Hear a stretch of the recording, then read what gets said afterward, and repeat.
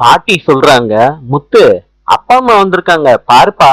அப்பா அம்மாவை பார்த்த உடனே முத்து கட்டி பிடிச்சுக்கிறாரு. அண்ணாமலை சொல்றாரு, இந்த வீட்டுல இருந்தது போதும்டா முத்து, வா நம்ம வீட்டுக்கு.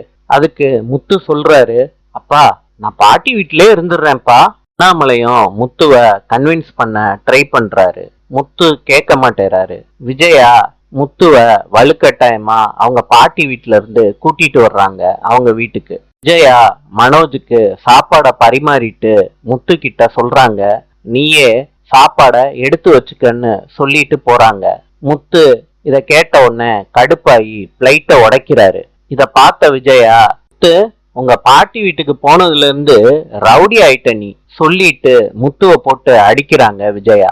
ஒவ்வொரு வாட்டியும் அடிக்கிறப்ப இப்படி பண்ணுவியாடான்னு சொல்லிட்டு முத்துவ போட்டு அடிக்கிறாங்க. முத்து கண்ணீரோட அவங்க பாட்டிக்கு போன் பண்றாங்க. பாட்டி என்ன ஆச்சுன்னு முத்துவ கேக்குறாங்க. முத்து சொல்றாரு, எனக்கு பிடிக்கல பாட்டி. பாட்டி சொல்றாங்க, முத்து எல்லாம் சரியாயிரும்பா, அழுகாதன்னு சொல்லிட்டு பாட்டி வைக்கிறாங்க போனை. கொஞ்ச நேரத்துக்கு அப்புறம் போலீஸ் வேன் சத்தம் கேக்குது. அண்ணாமலை வீட்டு வாசல்ல வந்து நிக்கிறாரு. போலீஸ்காரங்க சொல்றாங்க, நாங்க சிறுவர் சீர்திருத்த பள்ளியில இருந்து வந்திருக்கோம், முத்துவ கூப்பிடுங்க, நாங்க கூட்டிட்டு போகணும்னு அண்ணாமலை கிட்ட சொல்றாங்க அந்த போலீஸ்காரங்க. அண்ணாமலையும் பேசி பாக்குறாரு. ஆனா அவங்க கேட்ட பாடு இல்ல. முத்துவ வீட்டுல இருந்து இழுத்துக்கிட்டு போறாங்க போலீஸ்காரங்க.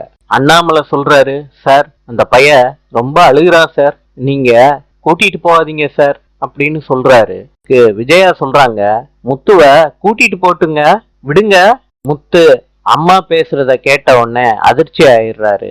போலீஸ்காரங்க கூட்டிட்டு போறாங்க முத்துவ. முத்துவும் வேற வழி இல்லாம போறாரு. சந்திப்போம்.